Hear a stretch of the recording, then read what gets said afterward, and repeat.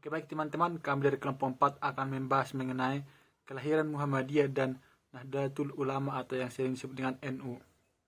Berikut adalah nama-nama anggota kelompok kami. Berikutnya kelompok kami akan membahas mengenai yang pertama, pengantar rintangan konseptual, bagian yang kedua, Islam moderat Muhammadiyah dan NU, yang ketiga dalam pencarian, yang keempat bagian kesimpulan, dan yang terakhir adalah tanggapan kritis kelompok. Saya akan menjelaskan juga berkaitan dengan konseptual dalam pemahaman saat ini berkaitan dengan konsep moderatisme dalam konsentrasi ideologis seringkali dipahami secara bersamaan dengan pemikiran dan pembelaan terhadap demokrasi barat dan pengaruh politik mereka, sehingga hal inilah yang dipahami sebagai Islam moderat. Islam moderat juga dipakai sebagai standar dalam merendahkan mereka yang keagamaannya masih sekuler dan normatif, atau kata lainnya masih sangat kurang dalam Islam. Muslim moderat di wilayah barat memiliki versi Islam yang lunak yang pada kehidupan mereka sangat perlu sekali untuk saling berdampingan dan membangun relasi yang baik bersama dengan mereka yang bukan Muslim sesuai dengan ciri khas orang barat. Moderatisme Islam memiliki konteks politik global yang penentuannya sangat penting untuk dipahami. Mereka memiliki konsep pemahaman yang lebih melihat ke arah demokrasi dan tidak membela secara formalitas saja. Pemahaman ini merujuk kepada mereka yang memiliki tujuan untuk tidak membangunkan konflik dengan reaksi-reaksi tertentu yang dapat menimbulkan perpecahan. Untuk memahami istilah moderat dan moderatisme sebenarnya sangat sulit untuk menentukan definisi yang tepat.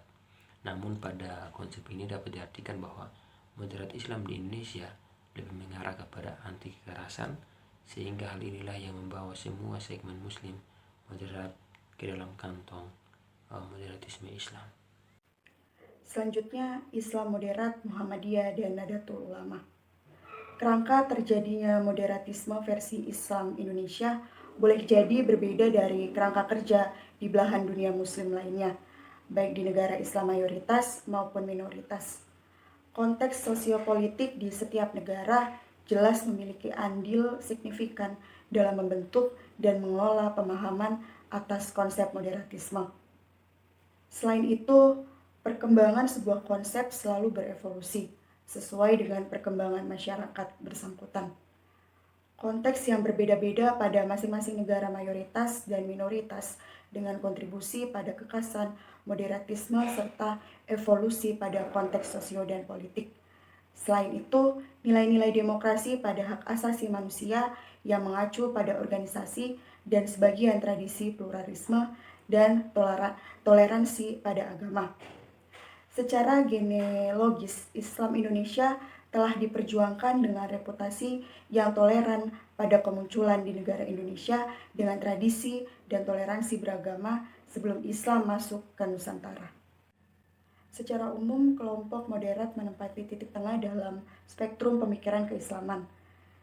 Di dalam spektrum Islam moderat juga terdapat subspektrum yang merentang dari moderatisme radikal, moderatisme tengah, hingga moderatisme lunak. Moderatisme radikal dapat dicirikan sebagai paham, pemikiran, atau gerakan keagamaan radikal salafi yang menganjurkan kembali kepada modus keberagaman asali yang diambil dari sumber-sumbernya yang otentik, yaitu Al-Quran dan Hadis.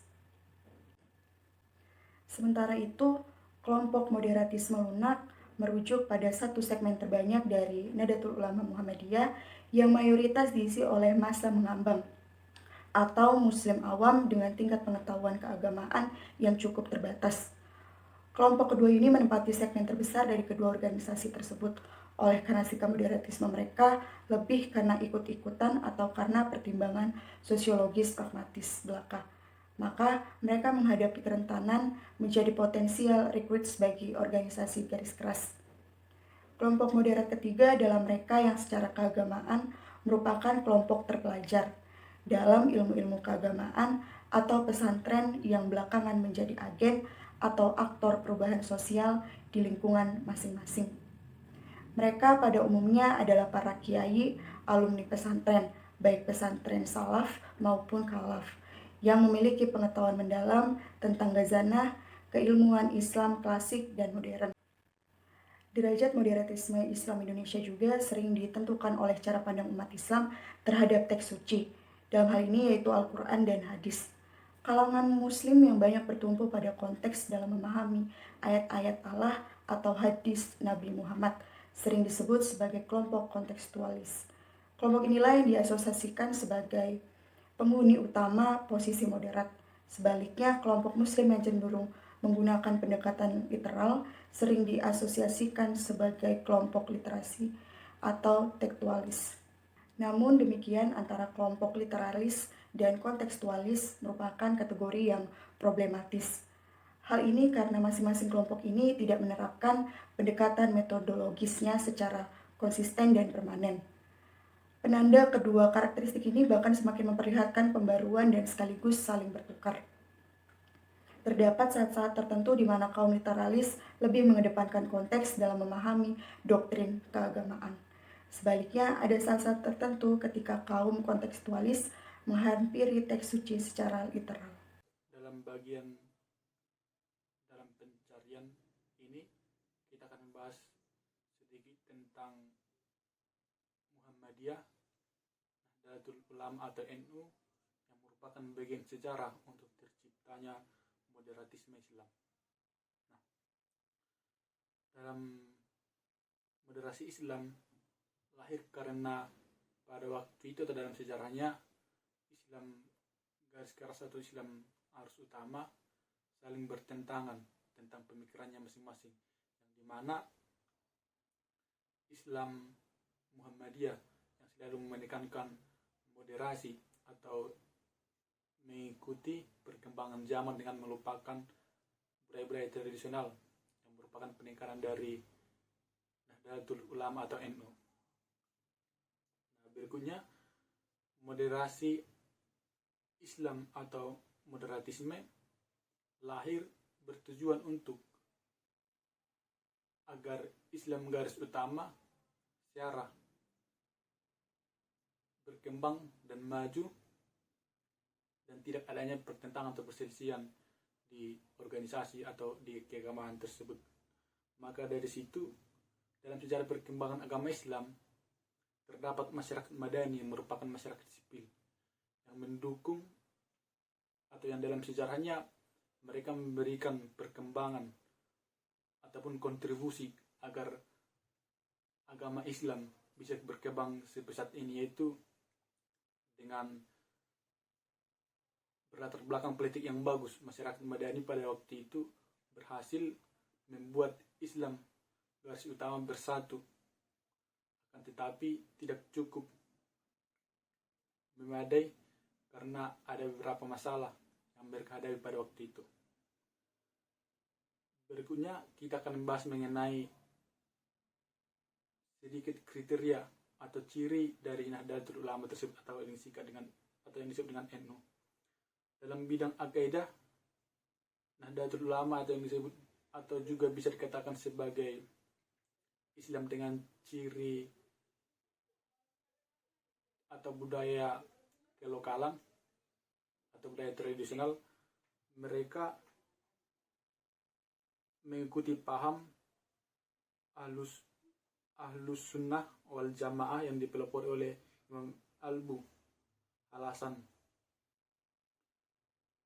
dari Imam Abu Mansur Al-Maturidi. Dalam bidang fikih, Nahdlatul Ulama mengikuti jalan pendekatan yang merupakan salah satu dari mazhab Abu. Dalam bidang tasawuf mengikuti antara lain Imam Al-Junaid dan Baghdadi, Imam Al-Ghazali, serta imam-imam yang lain. Jadi inilah yang merupakan pelopor-pelopor dalam pergerakan Islam tradisional. Nah, berikutnya kita akan membahas mengenai sedikit tentang Islam Muhammadiyah. Sementara Islam Muhammad ini sangat berfokus pada Islam yang modern dan merupakan ciri-ciri khas yang tradisional. Maka dalam moderatisme Islam ini sebenarnya bertujuan agar Islam tradisional ini dan Islam Muhammadiyah bisa bersatu. Nah, jadi jalan tengah yang mereka ambil agar terjadi moderatisme Islam adalah dengan berbalik kepada Al-Quran. Karena kebudayaan yang dibawakan mereka adalah bukan kebudayaan Islam, melainkan kebudayaan Indonesia yang cinta akan toleransi dan harmoni kehidupan sosial. Sehingga kembali ke dalam Al-Quran akan membawakan mereka masing-masing ke dalam Islam yang cinta akan toleransi dan harmoni. Melalui materi yang sudah disampaikan kelompok, kami mengambil kesimpulan bahwa pada awalnya konsep moderatisme dikatakan sebagai penghambat publik. Dalam kalangan umat Islam, pada akhirnya konsep ini tidak dikenal oleh masyarakat. Ada beberapa penolakan yang terjadi ketika konsep ini diperkenalkan karena mereka menganggap bahwa Islam moderat adalah Islam yang melakukan ajarannya dengan setengah hati dan tidak mencerminkan Islam yang baik. Akan tetapi ternyata konsep moderat di setiap negara itu berbeda dan tidak selalu sama. Demikian juga di Indonesia. Di Indonesia memiliki cara-cara tersendiri yang pada akhirnya Islam moderat ini bisa diterima, yaitu dengan melalui NU dan Muhammadiyah, dan pada akhirnya dapat berkembang baik di Indonesia. Oleh karena itu, gerakan sosial Islam moderat seperti Muhammadiyah dan NU harus mempertahankan identitas keislamannya, yang sebenarnya tanpa memperjuangkan melalui kekerasan. Karena pada akhirnya, gerakan Islam tetap harus menunjukkan misi Islam yang sebenarnya. Seperti yang telah diketahui bersama bahwa sesungguhnya di dalam Islam itu sendiri, kita dapat melihat bentuk pluralitas di dalamnya. Alasan dari pernyataan yang ada di atas tersebut dapat terlihat dari berbagai macam bentuk aliran Islam seperti kaum Islam moderat, Islam radikal, dan Islam liberal. Al-Quran sebagai pedoman dasar yang menyatukan Islam. Selain daripada itu, dapat diketahui bahwa sesungguhnya ajaran Islam yang disampaikan oleh para penganut Islam merupakan ajaran yang bersifat toleransi, cinta damai, saling menghormati. Dan dengan demikian dapat dikatakan bahwa sesungguhnya ajaran Islam tidak dapat disebut sebagai ajaran yang kaku, karena hal itu dapat terlihat dari fleksibilitas yang dapat beradaptasi dengan negara lokal yang ditempati.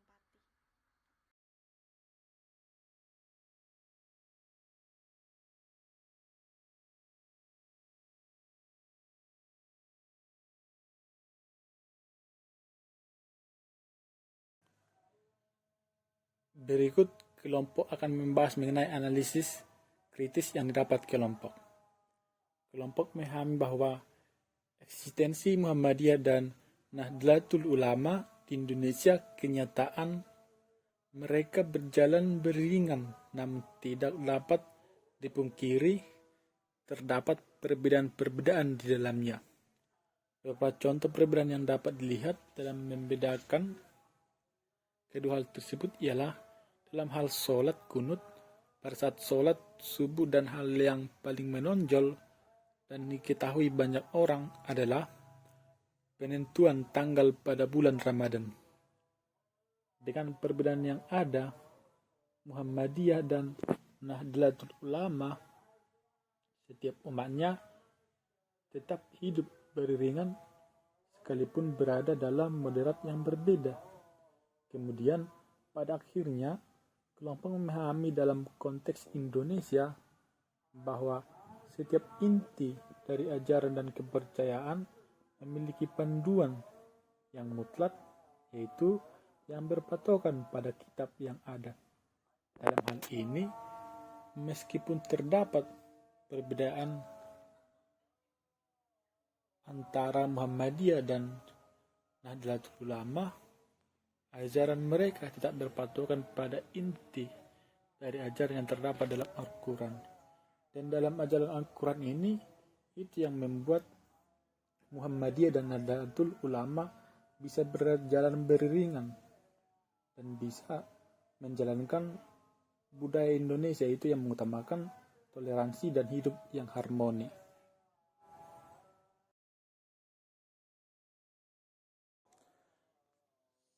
Sekian hasil diskusi kami kelompok 4, yaitu mengenai Muhammadiyah dan Nahdlatul Ulama di Indonesia.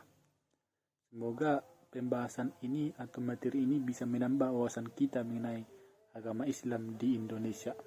Mungkin banyak kekurangan dari teman-teman yang presentasi. Semoga bisa dimaafkan atau dimaklumi oleh teman-teman kelas. Terima kasih.